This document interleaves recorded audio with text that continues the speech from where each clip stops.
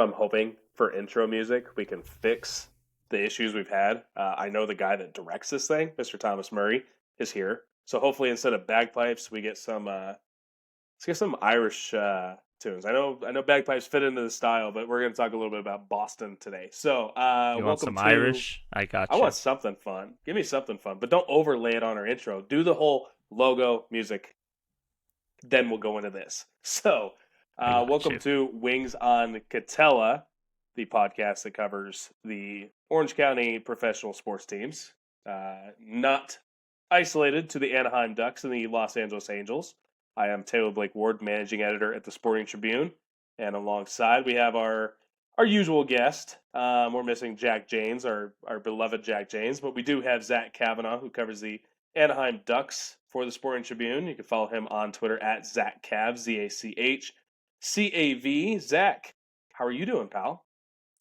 Doing all right. Had to, get the the Winter Soldier activation codes earlier this week to kind of spring back into life as in the life of the Anaheim Ducks reporter, and then sit on stuff for 3 days as it just stated. But we'll get to all that. But interesting week for sure. Is that an Avengers reference? Yeah. Okay. The Winter Soldier he's shut down, and then they Bucky, say his code right? words. Yeah, and then he activates. It's the Russian. Yeah, okay. All right. Yeah. I think I've got it. Always curious how Captain America threw some Russian banter in there.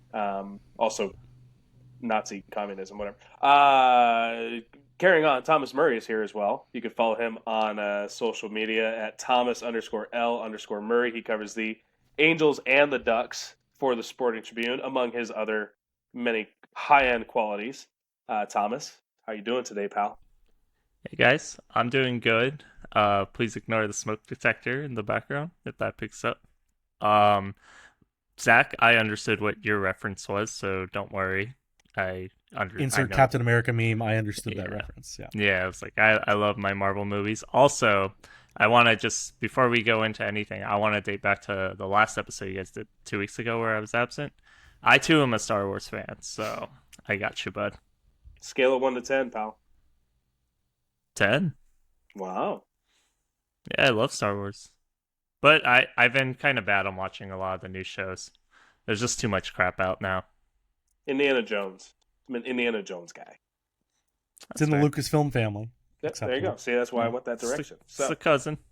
The theory that Indiana Jones, there's a weird fan theory of the Indiana Jones movies are the fever dream that Han Solo has during while he's stuck in carbonite. Yeah, I've heard about that. Because the way that the movies were released, timeline wise, they came out between Empire and Jedi. So except for Henry Jones was a real person. But they named the dog Indiana. That is true. If you guys can't hear it in my voice, I am not doing well. I am pretty sick. I was fighting 100+ fever yesterday, 101, and today I'm still feverish and nasally, but I still look really pretty. Right, guys? I'm still pretty. Tell me I'm pretty. Gorgeous. Feed me tacos. Tell me I'm pretty. I feel like crap. But we have some news today, both on the Angels front and the Dodgers. Jesus, no. Ducks front. Who? Anaheim Ducks front. Not feeling great, boys. We're going to start off with some Los Anaheim. Angeles, right? Yeah, we're going to start off with some Anaheim Ducks news. The Anaheim Ducks announced yesterday that they had acquired Chris Kreider, forward from the New York Rangers, in exchange for Kerry Terrence and also a swap of 3rd and 4th round picks. The Ducks will get the 4th round pick. The Rangers will get the 3rd round pick. This was a swap from prior trades. They want to make a bigger deal of it than it really is. It's mostly about Chris Kreider and Kerry Terrence. Zach, I'm going to go to you on this one. What did you think of this trade? Obviously, Pat Verbeek opening statement about it is Chris is the kind of player we're looking to acquire this offseason. Yeah, obviously the number one priority for the Ducks this offseason was to address the goal scoring and particularly to address the power play. And Chris Kreider does both those things. A down year last year when he was dealing with some injuries, some back problems, an illness that became vertigo, breaking his hand after coming back from Four Nations where he played for Team USA. And he even said in our media call yesterday that he was playing through some things that he probably shouldn't have on one hand, and then also when it came to like the back stuff in particular, he said that they were kind of looking in the wrong place for what the cause of the back problems were.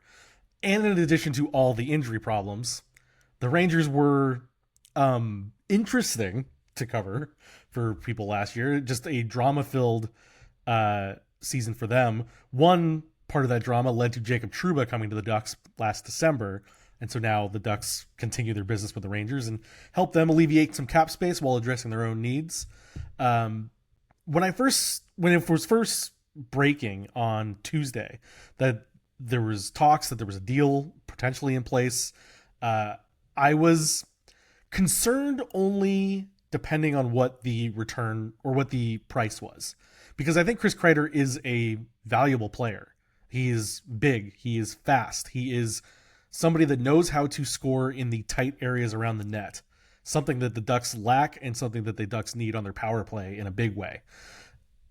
And if they were going to have to give up something of true significance, then that would have been, okay, what are you doing? I know the Ducks and Verbeek are desperate to make these impacts and get to the playoffs and solve all the problems right now this offseason, but what was it going to cost?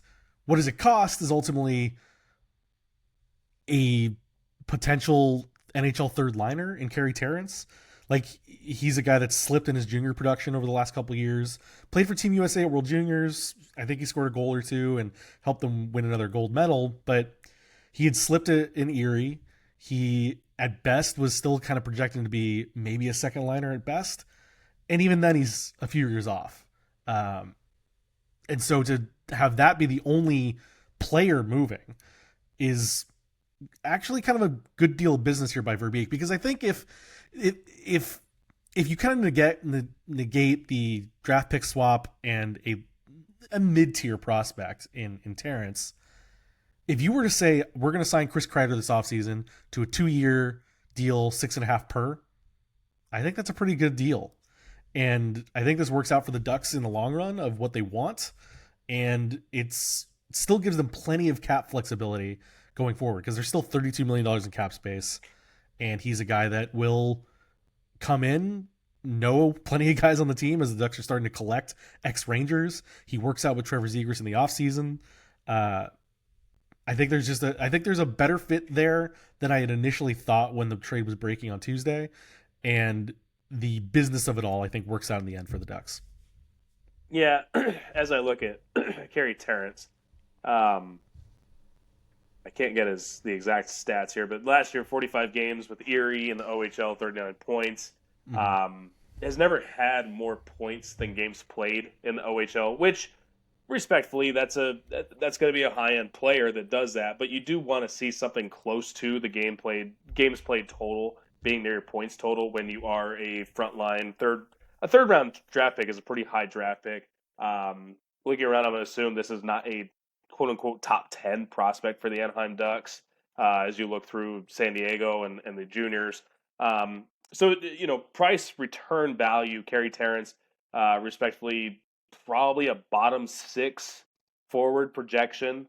And right now with Chris Kreider, I mean, respectfully to Chris Kreider, I know he had 50 goals 4 years ago, and I know last year was a down year. Only 2 years ago.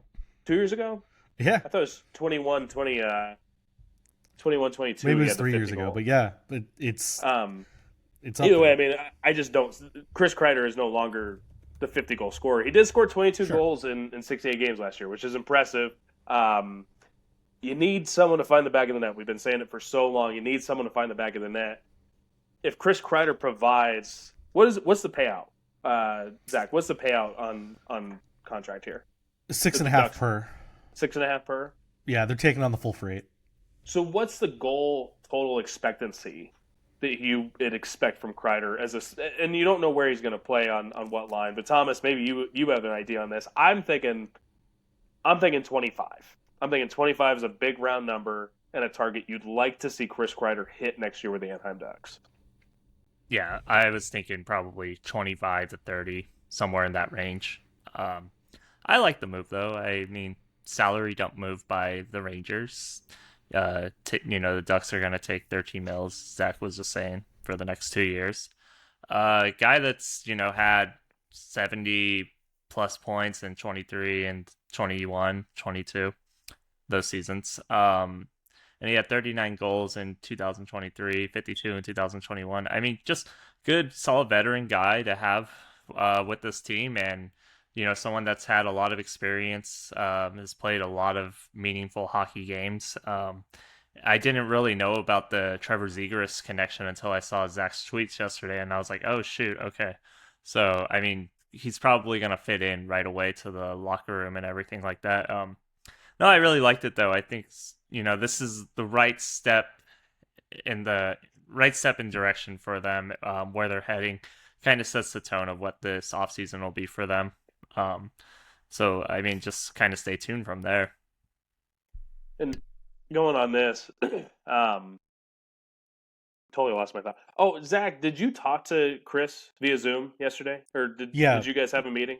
Yeah, we talked to Kreider and Verbeek yesterday. Story will be coming out Friday, so hopefully before this podcast release. But yeah. By the way, we are recording a little after 10 a.m. on the West Coast on Friday. So did you see Chris on camera? Yeah. Mm-hmm. Chris is a dude among bros. I mean, he is a massive human being. 6'3", 230, I think, is what he's listed as. His arms are bigger than our necks. Yeah. His biceps are bigger than my neck. He is a total tank of a human being. So I don't know why I had this connection with Chris, but when he was at Boston College, just mutual friends, had nothing to do with hockey, just mutual friends in general. And eventually I ended up hanging out with Chris Kreider one night. And just that's all I remember about Chris is there was this guy that played hockey for Boston College, and he was the biggest human being I've ever seen in my life. So, sure. And obviously we go way back because he has to remember my name, right? But no, Chris Kreider is a massive human being. Physicality, scores goals. That is a big Pat Verbeek thing. He mentioned it many times over. This can't be the last guy that's going to find the back of the net that the Anaheim Ducks are going to acquire this. I always want to say winter, but this summer. They've got to get someone else this summer. Where does this put the Anaheim Ducks? Do you still think, and there's a lot of rumors, Mitch Marner, 14+ million. Are you buying into that? Either of you guys, are you buying into this? I think I am. At a minimum, the Ducks will be among, if not the high bidder when the time comes around, and it'll be up to what Marner wants to do. Like I said, the Kreider coming in still gives them a lot of flexibility in with him in particular. If he doesn't work out, it's if they have to trade him at the end of the year, then they get more assets. Great. Or if he doesn't work out and they have to buy him out, it's 1 year they have to buy out. It's not a crazy thing to have to deal with. They have $32 million in cap space right now, which before the trade, they had the third most amount of cap space in the league. After the trade, they have the third most amount of cap space in the league. Like I said, $32 million to play with. They still have to sign Dostal and McTavish this offseason, but we'll say that gives them, even if you take $14 million out of that, that's still, 28? Or, no, 18 at that point? I don't think it's going to be that much, but there's still room to sign guys, is the point. And the cap is also going to go up by $8.5 million after each of the next two off seasons. It's projected to be. So Kreider's 6.5 gets covered by the salary cap jump after next season. And if you sign a Marner in the off season, that if it is 14, that again is also mostly or halfway covered by the jump in the salary cap.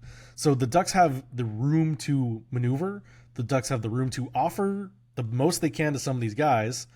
And it sounds like, from what some of the insiders that have gone to the scouting combines and all the national guys, they're hearing the scuttlebutt that, yes, the Ducks will be in on, if there is a name that is out there, the Ducks will be in on them. Like we've talked about, was the Jason Robertson thing real? And it sounds like that's being dialed back today, at least according to Elliot Friedman. But the Ducks certainly probably made a call, at least in the way that Pat Verbeek sort of intimated that the Ducks are still going to be very aggressive throughout the rest of the offseason. But the way that it's been described is that if you hear a name of any sort the Ducks will have their name in the ring. Whether that's Marner for the money, whether that's Robertson for the trade potential, they will be there because they know that they need goal scoring still. Because as not low impact as this Chris Kreider trade may be, in terms of he might be a second or third liner ultimately, his 22 goals still would have led the team in goal scoring last season, which doesn't say a whole lot to the team. Like, yes, they had, I think it was 620 goal scorers, the first time they've ever done that in franchise history. A great bit of balance. But if Kreider can come in and get to that 2025 mark, if you get the jumps that you're expecting out of Carlson or McTavish or even Zegras, if he gets paired up with Kreider and it gets ignited in some way, or Quenneville comes in and changes the whole system. That's a thing that we're not leaning into a lot here. Is the Quenneville's new system is probably going to help them score a little bit more goals than Greg Cronin's did. But yes, the long and the short of it, I actually go back to the question you asked me. This is just the first move. Like, this is a first domino early too. The Cup final is still going on, and we're still getting these moves done. But they're preparing for the draft. It sounded like Verbeek was still exploring trade options before they get to free agency, because you can get a little bit more certainty in a trade than you can in free agency, as the Ducks know when they were the high bidders on Marchessault and Stamkos last offseason and didn't get them. So there is a lot of positive momentum, though. And I do think, I mentioned Quenneville, when it comes to free agency, because Kreider said that this was part of his choice to waive, was he was interested in playing for Joel Quenneville. And I think that will help them in free agency, where guys maybe weren't excited to play for Greg Cronin or Dallas Eakins.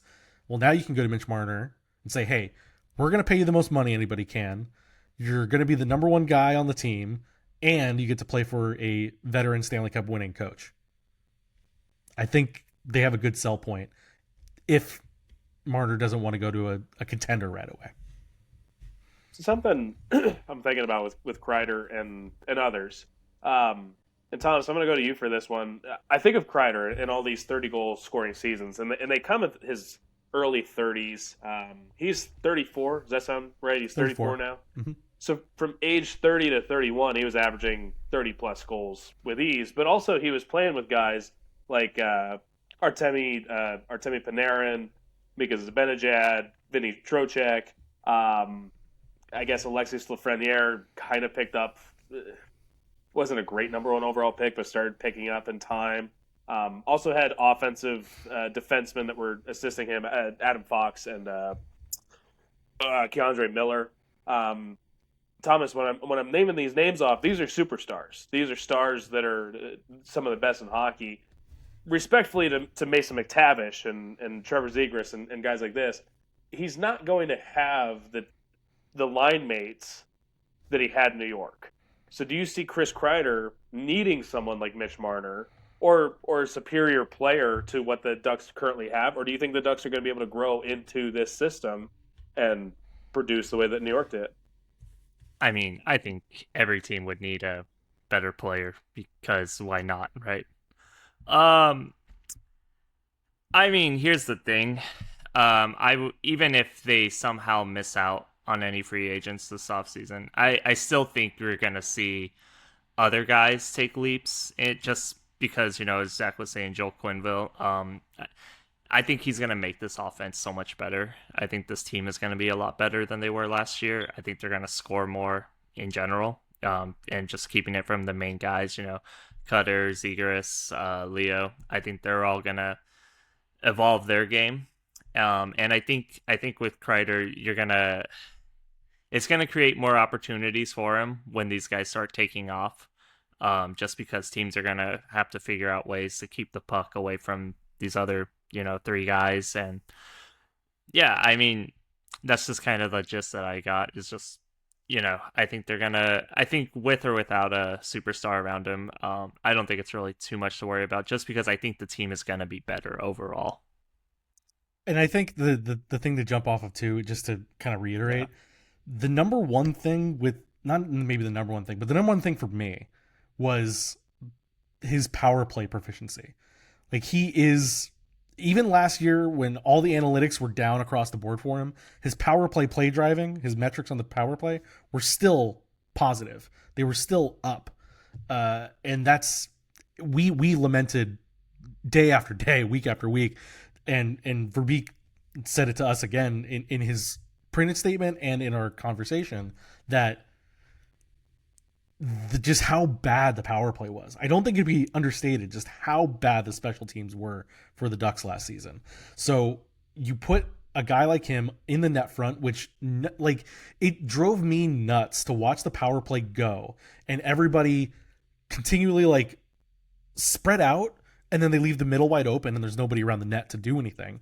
And so you plant him in front of the net and you start working around him, and he can cause havoc. He can score in tight. That's something that I took out of the highlight packages that were being shared around by, the Rangers retrospectives or the Ducks. Like, hey, look at this guy we got. Just how smart he is around the net is can't be understated for how much that will be a help. If the Ducks can just get to even just an average power play, they are maybe a playoff team. Based on last season's stats and assuming a lot of the things stay the same in terms of production from, say, the goaltending. But I think his power play presence alone will be enough to justify his offensive output or any commitment to him or his place on the roster. I think that alone will do wonders for helping out all these other guys, because Verbeek said again that he will help out the centers he plays with. He believes that Chris Kreider can make Mason McTavish a better hockey player. He believes that he can make Trevor Zegras a better hockey player if Zegras does end up shifting back to center. I don't know if he will at this point, because in all the conversations again, they were listing like, oh yeah, our center depth of Karlsson and McTavish and Strome, and I'm like, Trevor Zegras? No? Okay. I think Trevor's going to get stuck on the wing here, but all to say, he's a veteran guy that you plant, has the hands, the smarts to just be in the right place at the right time and make people he plays with better. I don't want to dive into this too heavy because I want to save this for the end of summer. But on paper, as of this moment, the Ducks look like a better hockey team. I'm going to use the team up north just for the sake of balancing act. San Jose? Yeah, that one. Vancouver. Seattle, Vancouver, all of them. Are the Anaheim Ducks the southernmost team? No. No, I mean there's Florida, Tampa. Is Florida higher lower, yeah. Lower? Yeah. It's Florida. Florida's the farthest team south and east, yeah. On that note, how comparative do you think the Kings and the Ducks are right now? In terms of 2025-26 standings projection? I mean, they're closer together than they were, but how far apart were they actually when it came down to it? I'm pulling it up right now. The Kings were at 105 and the Ducks were at 80. So I don't think this, if you want to put a point value on Chris Kreider, maybe this is worth 2 or 3 wins, maybe. So 5 or 6 points. That would get them to 86 points and still 10 points out of the playoffs. But that's without going into the improvements of the younger guys that are going to come into play as well. I think there's still a gap because I think there's just a structure difference in the way that the Ducks and Kings play. Honestly, it's the only reason it's hard to say because we don't know how Quenneville's going to make them play. I was going to say the only reason I'm using LA as a comparison is because familiarity. Most people that are watching this are going to be at least familiar with what the Kings are and where they're at. Whether you like them, dislike them, love them, whatever, right? But everyone knows where the Kings are at compared to where the Ducks are at. And in all honesty, if I'm just sharing a general opinion, I'd much rather be where the Ducks are today than where the Kings are today. Yeah, now, I mean, the Kings are in a downward trend for sure. They are. So, I think they reached their ceiling, and that's unfortunate for them. Anything else on the Kreider front, guys? Oh, Thomas, you jumping in? Oh, no, I was just gonna say I think the Kings are still above the Ducks, but I think the Ducks are well on their way. And in a few years from now, even just maybe a year or two, we can say, hey, the Ducks are probably going to be a better team. Just kind of how projecting how everything kind of works out for them, though. Let's just say everything does. Let's say Quenneville, still a good coach. They're able to land the free agents they need. The young guys take the step forward to where they need to be. Yeah. Yeah, I think if you look at the Kings and you say, what are they going to look like in a year, even? I think this is a very different question in the summer of 26 than it is in the summer of 25. Yeah. I think the reign of them being that much better than the Ducks it's got one more year left in it, if that. Yeah. And I think the Kings fired their president after they were eliminated in the playoffs, and I mean, I'm just kind of wondering how much is Edmonton gonna be in their head. It's so funny. It shouldn't. It really shouldn't. I mean, if you're a professional, but it could. It could, but if you're a professional, it shouldn't. You can't tell me that the Kings aren't sitting at home right now watching the Oilers, be tied up in the Stanley Cup final and say, we were one puck chip away from being up 3-1 and eliminating these guys. Keep in mind, I mean, like, so I live in Lake Arrowhead. I grew up in Lake Arrowhead. The Kings would come up here and practice at our local rink that eventually collapsed because of snowfall, but they would come up here. Luke Robitaille and Rob Blake were two of the guys that would come up. So, respectfully, Rob Blake and Luke Robitaille are two of my favorite hockey players ever because of my childhood, right? They're legends. That said, God, that move needed to happen a year before. It did. The Kings needed to part ways with Rob Blake before that, and it's just what it is. So. And I think they're going to regret not letting Jim Hiller go as head coach also. Very much and so. I also don't know if there was a guy to replace Rob Blake and you pick Ken Holland. That sort of tells me all I need to know of the Kings aren't looking to rebuild. They're looking to try to fix everything right now. And I don't think there's the solutions there that they want. And that's going to collapse pretty quick. I was, I think I mentioned I'm not feeling well. And last night, or I don't know if I was on YouTube or if I was hallucinating, but I did at least have a dream, or I was watching YouTube videos of Ziggy Palffy last night. So Zygmunt Palffy, wow. Yeah, that's a name. Throw a name in there. Sure. I'm pretty sure it was hallucinating. So, did you have a fever dream you were in Indiana Jones? No. I had a fever dream. Man, I don't know. If you were playing with Zygmunt Palffy, were you Jason Allison? I wasn't. No. I wasn't playing. I was watching highlights. Oh, okay. Yeah, it had to have been YouTube. I can't. It's getting brutal. Moving on to our next topic. Matthias here. Nordstrom. Continue to throw in late 90s Kings. Yeah. Ian LaPerriere. We talked about him last show. Roman Czechmanic. Yeah. Jamie Storr. Big Jamie Storr fan. Angels are calling up top prospect Christian Moore. First round pick last year, 8th overall pick. He is 11 months removed from being the 8th overall pick. Angels are calling him up sometime this weekend. I did not get details on that. I believe it is today, and I believe he will make his major league debut today on Friday, but I'm not guaranteeing that. Thomas Murray, thoughts on the Angels calling up Christian Moore? Yeah, I think it was the right time. I didn't really want to see Moore called up out of spring training. I'd rather would have watched him kind of play a little more in the minors. I really like the move, though. I think it was the right time right now. I mean, he's been on fire in AAA lately. His last 6 games, he's hit 3 home runs. He's had 4 total in Salt Lake.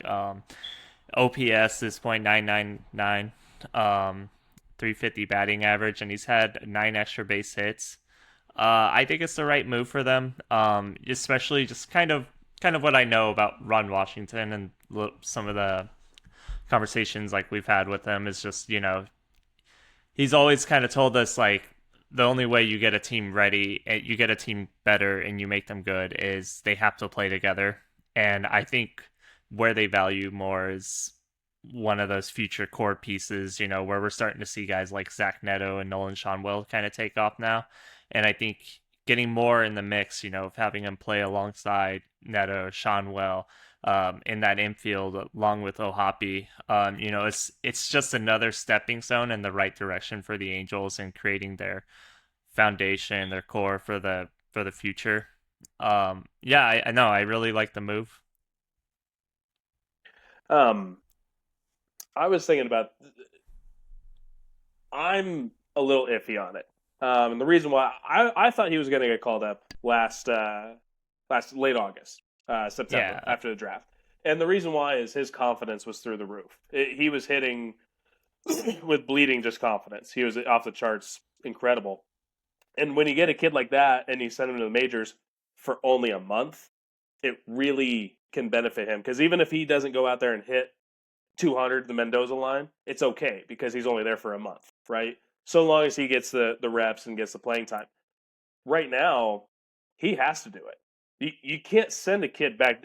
8th overall pick, you don't ever want to send that kid back down. This is the moment that you're planning on him being part of the franchise for the next 8 years, man. 7 years, but still, he's got to be a part of the franchise for the next 7 years, and you never ever want to send him back down. I'm iffy on it. And the only reason I'm saying that right now in Salt Lake, he's running a 462 BABIP, which means pretty much half of the balls he puts in play are hits. That's way above the norm. Standard BABIP right around 350, so he's 100 plus points above a standard BABIP. That's where I'm a little iffy on it. Now, the power is showing up. The swing and miss is at least on par with his career. It's 27.2%. I can live with that. I worry that it's going to be closer to the 1/3 marker when you get into Major League Baseball. I just wish if it would have happened closer to the end of the year and you had the opportunity to send him back down to start next year because it didn't work out, that's fine. Right now, you don't. You afforded yourself the luxury and you burned it. And obviously, last August, it was injury related. He had the knee issue that kept him from getting the call up. I fully anticipate. I had the article written. It's still in the draft, I think, sitting there on the Sporting Tribune right now in the drafts. I don't think they're rushing him per se. He is the 3rd position player from his draft to make the majors. 3rd, it's Cam Smith, Jack Caglianone, Christian. So he's a 3rd position player. So it's not like he's getting bum rushed quicker than others. But Zach, do you have any thoughts on this at all? Well, I think my concern when I saw this was, is this another example of the Angels calling up a prospect too quickly? Not to say that, as you said, he's hitting well in AAA. He's doing all the. He is the type of prospect you would call up, but like you said, only been drafted last summer, and we've seen the Angels sort of call up these guys, and then they might have a spark, and then they drift off, and then they never become who they're supposed to be. I just don't know that I trust the management team to handle this correctly. And if Christian Moore comes in and just starts ripping the cover off the ball and does everything you want him to do, and all of a sudden the Angels, they go above 500, which would be some magical, unbelievable territory for them. But if he's just fine, and this sort of stunts his development in some way because the team is just, yes, they've won 3 series in a row against bad teams. Does this, stunt his growth? Does it make him revert?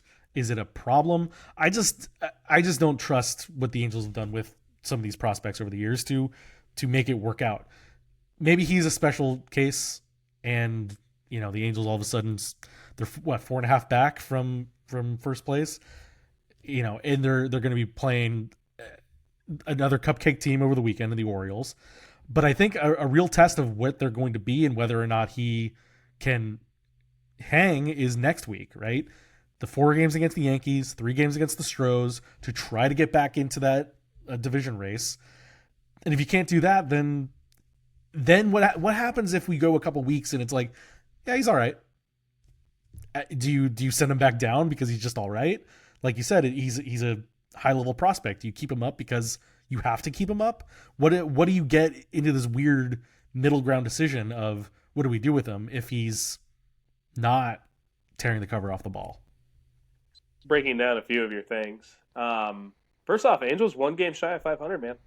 All it takes is a series win, and they're actually above 500 this weekend. They got to 500 before. and what happened That's then? what I'm saying. Just a series win this weekend, and they are above 500. And I think it's 3.5 out of the division, 2.5 out of the wild card right now. Which, I mean, June 13th, but so be it, right? Something that I think is important about this, and this was something that was mentioned during the draft evaluation process, because I wasn't so sure about the Angels' interest in Christian Moore. I actually thought without going into detail, I've heard things that they may have had a deal with someone that got picked prior to their pick. So Christian Moore, I don't know. But one thing about Christian Moore that everyone kept talking about was getting him in the hands of Ron Washington.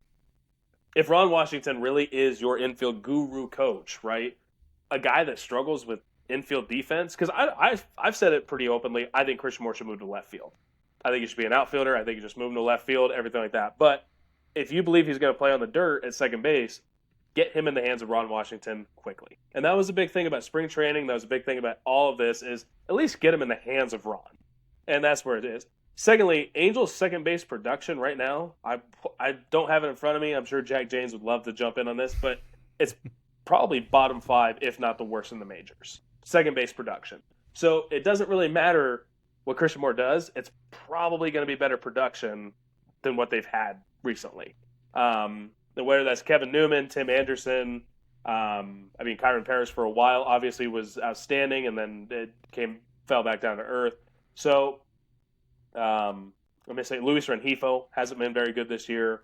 Yohan Moncada has been good when he's on the field, but he hasn't been on the field a ton. So going to be interesting to see what the move is that allows Christian Moore on the 40-man. But I do think that Christian Moore is at least going to bring better production to second base than what's been there.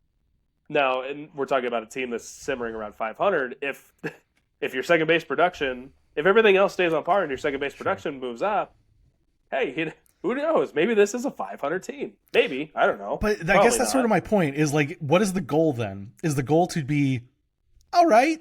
Or is the goal to win now? Or is the goal to prepare him for the long term of leading this team? If I were to get in the mind of Perry Manassian this year, the goal is to improve and see the marker of 500. If you don't get above 500, I would call this season a struggle. And I know that none of us projected the Angels to be above 500 or be at 500. But if I'm internally looking at it, you have to improve. And 2026 is the year. I've said that for a while. 2026 is the year that your window opens. It's similar to Anaheim Ducks. I don't think anyone expected the Ducks to flirt with a playoff spot. A month and a half out of the season, month and a half out of the playoffs is when the Ducks were flirting with a playoff spot. Yeah, that's what. If the Angels are in the same position as the Anaheim Ducks are, and they're flirting with if they're within 5 games at the deadline, I hope they don't try and sell the farm to make it happen, because 2026. But that's where the Los Angeles Angels should be. That's what the goal should be. That's the way I look at it. Is the Anaheim, the team that plays in Anaheim, called the Angels.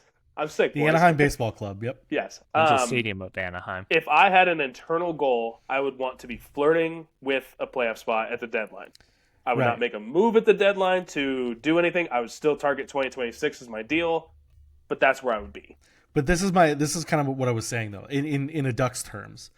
When the Ducks were sort of flirting around whatever they were at, they weren't calling up Tristan Luneau, for example, to be like, hey, we got to get this kid in here to really jumpstart the back end, and maybe we can make a push to be over 500 by the end of the year.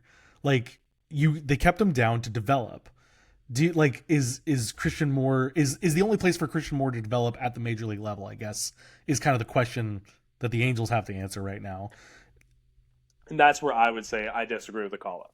as I was saying, the Yeah. BABIP and the chase percentage, the chase rates. That's where I'm a little concerned. That's it. So Thomas, we've rambled on between each other. We argue all the time. We don't like each other all that much.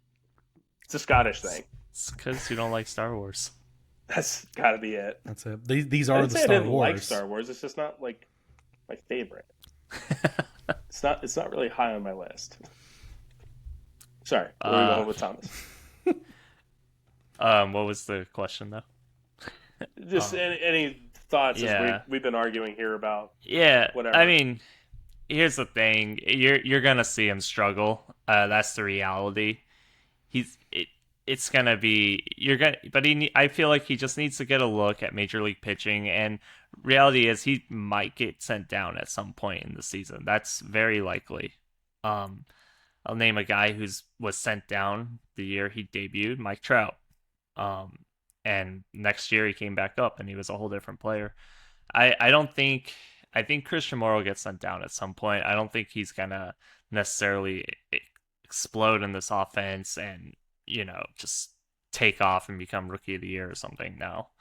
But I don't know. I think it was just a good move just because it's like, hey, let's get this kid in here. Let's see what he's got. Where is he at?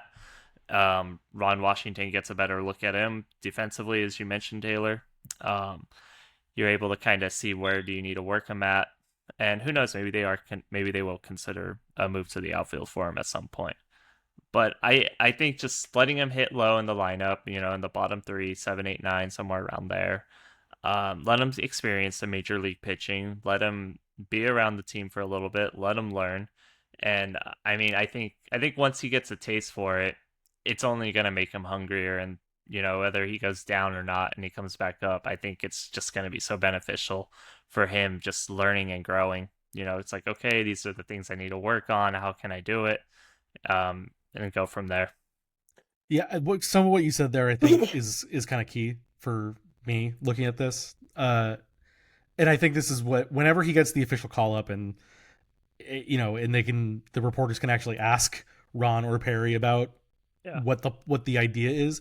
If the idea is for him to just simply come up, see where he's at, analyze his game from the major league eyes, from Ron Washington's eyes, and give him a couple reps, give him some things to work on, and send him back down, I think that's okay. I think that's a perfectly fine thing to do, to sort of check in on a top prospect and let him to continue to develop, rather than trying to throw him into the crucible and make him like the key to pushing this team forward. But if they say, we're calling him up because we want to boost our second base and we want to push this team over 500 and we want to keep pushing, like that, I don't think is prudent for a development of a guy like him. Yeah, 100%. Yeah, I don't think it's a move for the Angels to try to make God forbid they do what they did in 2023, where they sold the whole farm, and you got a month's work out of Lucas Giolito. I just think this is more of a move of seeing, okay, let's see where he's at, because he's been crushing it in AAA, but he wasn't. I mean, he was crushing it at the end of his time in AA, but he was struggling really, really hard at the beginning of the minor league season. But yeah, I think this is just a move to see where he's at. How can they get him ready, ready for next season? And I think he'll be. I will say though, I think for sure after the trade deadline, and I hope the Angels are still sellers at this year's deadline. I think that's probably the best move for them, because like Taylor said, 2026 is their window. I'm not saying their window to win a World Series, but I'm saying, hey, this is a team that could possibly make the wild card that year. I think they have a really good chance at that point. Just kind of how they've been developed, how they've been going, how guys have developed, how guys have, a lot of them have been getting better. Joe Adell is probably one of the hottest players in baseball right now. And when he's not running into the center field wall, yeah.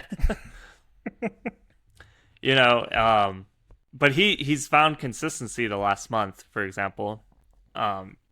He's been very productive for the last 30 games or so. And yeah, I just think with more, it's okay. It's find out where he's at. How can we get him better, and then let's see if he makes those moves come mid-August, September.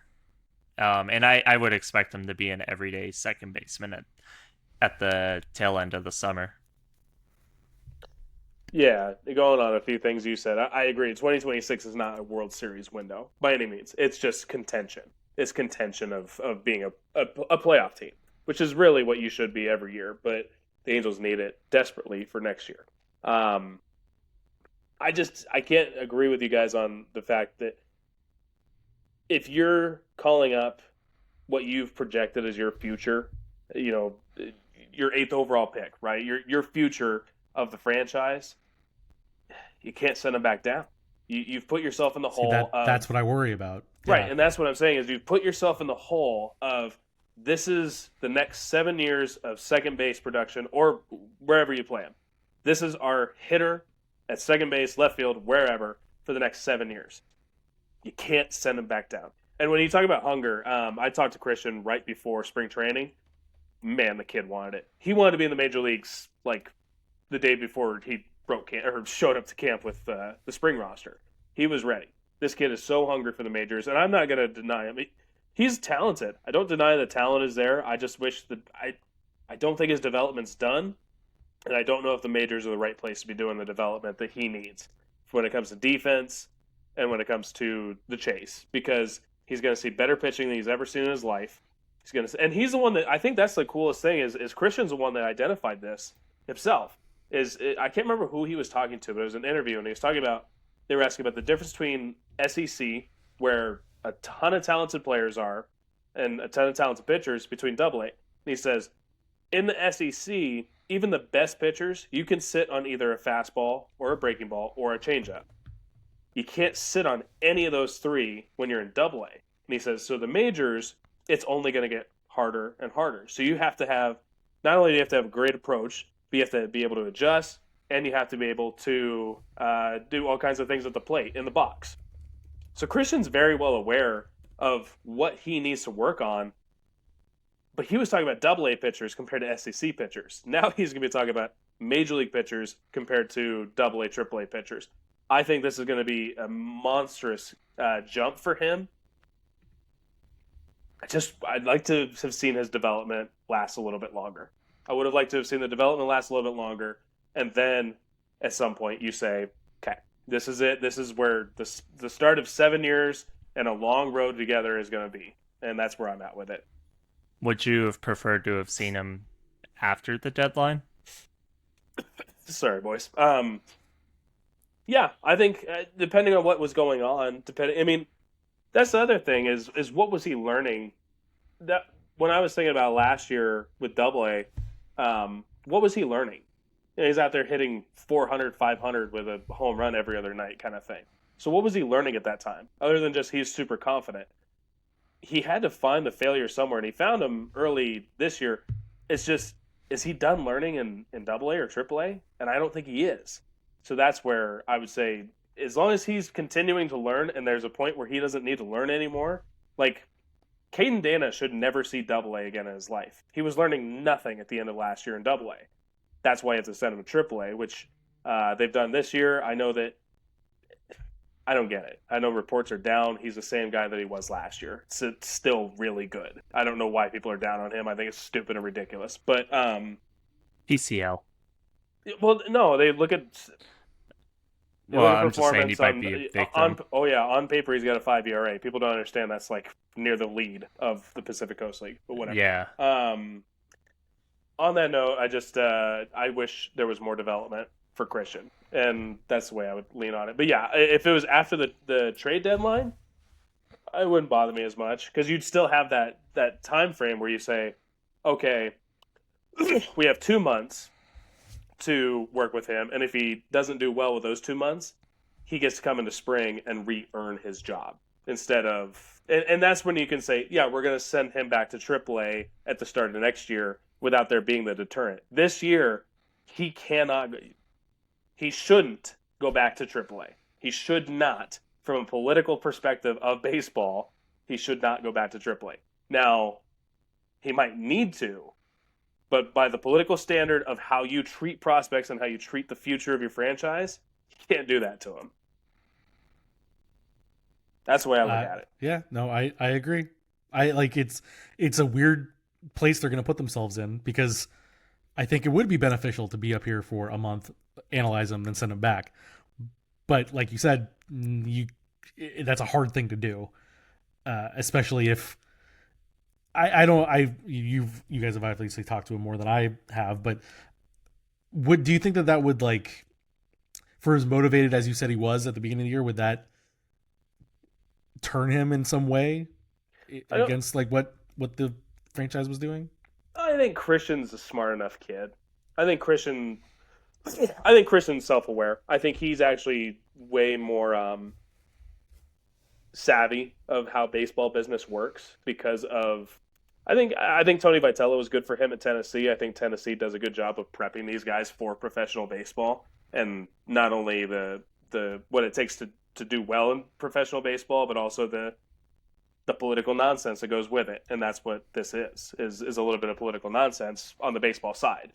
So I think Tony Vitello does a good job with that. And that's, as much as he is a very polarizing figure, but I think Tony does a good job with his kids. And I think Christian, not only through Tony, 3 years with Tony in Tennessee, I think he's a smart kid. So I think he'd understand it.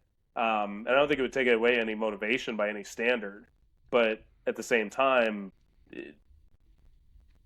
I don't know. You never know. I mean, it could really, it can mess with you real bad. I mean, Joe Adell is one of the most pro-ready attitudes I ever saw in my life, and him getting sent back down to AAA really beat him up. It did. It beat him up, and that was years ago. But it happens. Sure. Thomas? I think.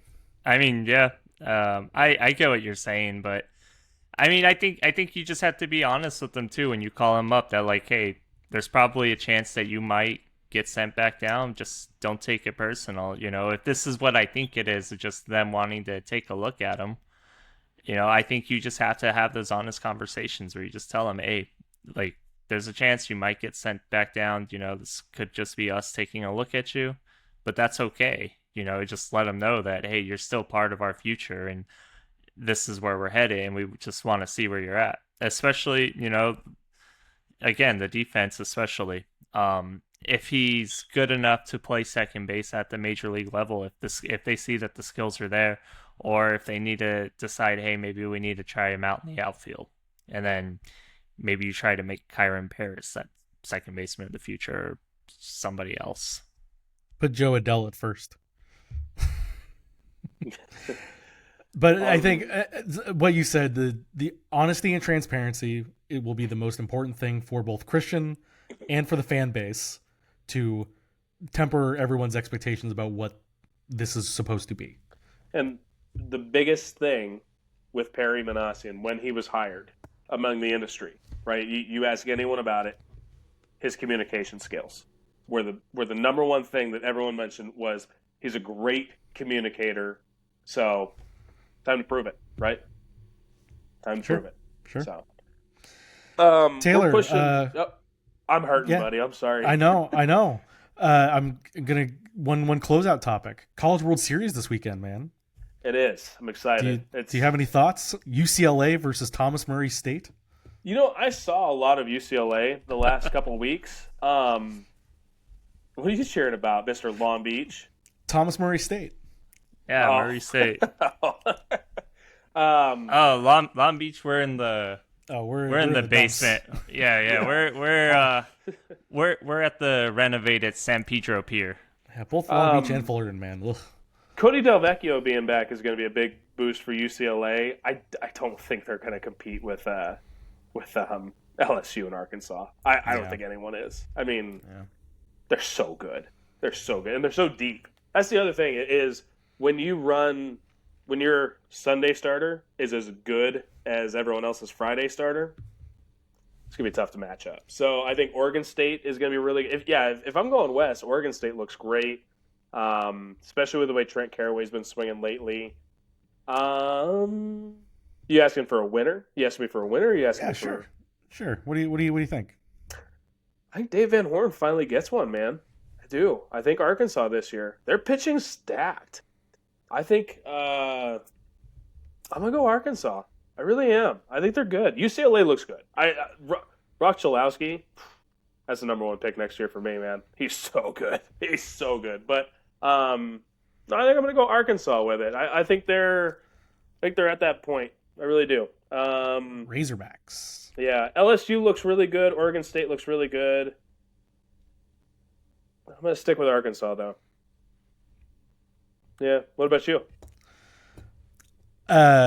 With no insider Wildcats? information. I know you whatsoever. love the Wildcats. No, go Chanticleers, Coastal Carolina. Coastal. They're going Coastal. Clears. Where are they? 27 straight wins? Yeah, something like that. Number 13 team in the country. And who was it? Duke they pissed off in the regionals about like the moving the game times and things like that. Who got mad about that? God. Do you remember? Was it Florida? Yeah. No, yes, it was. Yeah. Yeah, because that's the biggest issue that Florida has these days. Yeah. By the way, Florida State shortstop Alex Lodice, your Dick Hauser Trophy winner. Mm-hmm. I guess that just got announced. Yeah, Golden Spikes finalist is Alex and Rock. Is Rock one of them? I had to look at who the Golden Spikes finalists were. Thomas, you run it for a minute. I'm going to find out here. Yeah, well, I'll say for College World Series, just for my girlfriend, I will not be saying UCLA just because they broke her heart and eliminated UCI. So no Zot. Zot. Yeah, no Zots. So yeah, we're not gonna be pulling for the Bruins in this household. Give me Go Tigers. Says the guy go with the guy Nets. that covers UCLA. Out of all of us, the guy that covers UCLA. Right. Hey, UCLA football. That's football. That's his unbiased reporter show. Yeah. He can't root for him. I can't root for the UCLA. Bruins. Yeah. Svahia Aloy, Liam Doyle, and Alex Lodice are the Golden Spikes finalists. So There you go. There you go. Go Tigers, huh? Yeah, give me a go with an X. Yep. GAUS. Go Tigers. No one took Murray State? Nothing good comes with that last name. Yeah, right. Yeah. All right, so we'll do this quick. So I'm gonna have to find some medicine here. Without any expectancy of who goes ahead of whomever, et cetera, et cetera, et cetera.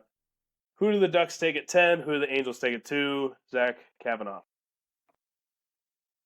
Boy, I wanted to be Roger McQueen. He gave that quote where he said that he plays like Ryan Getzlaff, and that made me think about some things. No, I think the Ducks might end up with Brady Martin, big center. Okay. And on the Angel side? I think I said Seth Hernandez last time, so I'm gonna stick there. All right, Thomas Murray. I don't have an answer for Ducks just because I haven't looked into too much of that yet, but I know it's approaching in July. I know. It's 2 weeks. Oh, jeez. Okay. Yeah. 2 weeks All right, after next that is the episode. baseball one. Yeah. Next episode, I got an answer for you. All right, so make sure to come back for that. But Angels. For Angels, though, I'd like to see them get Seth Hernandez, but seeing how they are, they're probably going to get somebody out of college. So if anything, Jamie Arnold. Fair enough. Mock Draft 1.0 is up at the sportingtribune.com, where you can find who I think, based on industry sources, the Angels will take at number 2. That is Liam Doyle of Tennessee, left-handed pitcher. Who I want is not that. And on the hockey side, I'm going to go with Roger McQueen. I'm finally in on the Roger McQueen stuff. Totally fits the profile. So the problem is I feel like so is everybody else now. So I feel like he's gonna get picked higher than 10. Dude, I'm boring. I'm boring and I'm sick, so I'm not really in the thinking. No. I'm not debating Like- it. I'm just like I want to agree with you. I'm just like they like, oh, we're taking them out to sneaky dinners and stuff like that. It's like, oh god. NHL Combine is a waste of time, by the way. MLB Combine's fun. Well, like the league posted like the all-time results that they've compiled of like all the different push-ups and pull-ups and exercise bike till you die exercises. And I was going down the list and I'm like, I don't know 2/3 of these guys. Like these great athletic specimens don't end up being the best hockey players more often than not, or guys that just don't go to the combine. But shout out to Cutter Gauthier for being 18th all time in pull-ups. Oh yeah, so yeah, that was something. No, MLB draft combine is kind of fun because the guys don't have to stand by what their like they don't have to live and breathe by what their college is preaching to them. So it's like Sure. instead of throwing 95% sinkers, they can go throw a four seam, and they're like, oh, this guy actually throws 99 and not 91 mile per hour sinkers. That's interesting. So, weekend plans, boys. Thomas Murray, what do you got going on this weekend, buddy? Celebrating Father's Day on Sunday. Gonna go to a car show with my dad, and then we're gonna travel out to Long Beach, go to this heavy metal themed burger spot called Gorilla Mall. Really cool view right off the little bays in Long Beach. Should be a fun time though. How about yourself? Well, Heidi got. I'm sick. Heidi got what I got. So I think we were gonna go fishing, but that's up in the air now. And we were also gonna go. I think so. Her little sister got engaged, so we were gonna take them out to downtown Fullerton. But I think that's on the back burner too. So, I don't know, dude. I'm taking medicine in the next 15 minutes, and outside of that, I could not tell you the rest of. I'm gonna watch Christian Moore's debut at some point this weekend. So that's about it. How about you, Zach Kavanaugh? Going to the pool. That's pretty much all that's on the docket, really. And I gotta start my draft prep. Like I know a bit about the prospects, but I gotta do some deep dives, take some notes because I don't think we've said this on the podcast, but I will be live at the NHL draft at the Peacock Theater up in LA, interviewing whoever the prospects that come off that stage are. I know we got a whole Sporting Tribune team that'll be there covering Ducks, Kings, and Golden Knights, so that'll be fun. And gotta get ready for that. Two days. Are you actually going to LA Live, or are you going to the pond? No, so I when I talked to the Ducks people, they said that they're gonna have, they're basically probably gonna do stuff over Zoom, because they're gonna be at Great Park Ice, and then they will, the team or the prospects will all be up at LA Live at Peacock Theater, and also from what I'm reading around the league, this decentralized format, which is the standard for every other professional sports league, but the NHL never did that way. It's going to be a one and done. They don't like this. They like to all be in the building together to be able to negotiate trades on the draft floor and things like that. So good deal. Yeah, we're gonna have I think Andrew Geisler is gonna be up there with you, and I know James Newell. James Newell will be doing some VGK coverage during the draft. So that reminds me, I have 700 draft reports sitting in front of me. So that is going to be most of my weekend. Is finishing off all the reports I have. Last year, I think I filed 900, and 350 of those never got drafted because they were high schoolers. So I'm taking it down a notch this year. But yeah, you enjoy the hockey draft, buddy. Preparing for the MLB draft just seems like a nightmare. Yeah, there's too many, right? It's rough. So I mean, the NHL draft, like I could probably do some preparation for round 1, round 2, but once we get to like the 6th round and it's some kid from Uzbekistan, and you're like, I don't know anything about it. This is the thing is Southern California, I get to go see UC Irvine, right? Sure. Or I get to go see UCLA or something. And Sure. UCLA, for as good as they are, do not have draft prospects this year. I think they have 3 grad students that might get $10,000 or something like that. But it's going to be, hi, how are you? Yeah, honk in front of my window. Thank you. Like UCI, you can see them 5 times over, and you're going to sit there and say, yeah, these are the 4 or 5 guys that are going to get picked, because not only are they eligible, but they're the best players on the field. Like, I have notes on guys from Cal Baptist that are 2 years out that it's like, yeah, those guys are pretty good. Hope they don't transfer. So, on that note, I think we're going to close out shop. One last little comment, thought process. If you are in the Los Angeles area, please stay safe.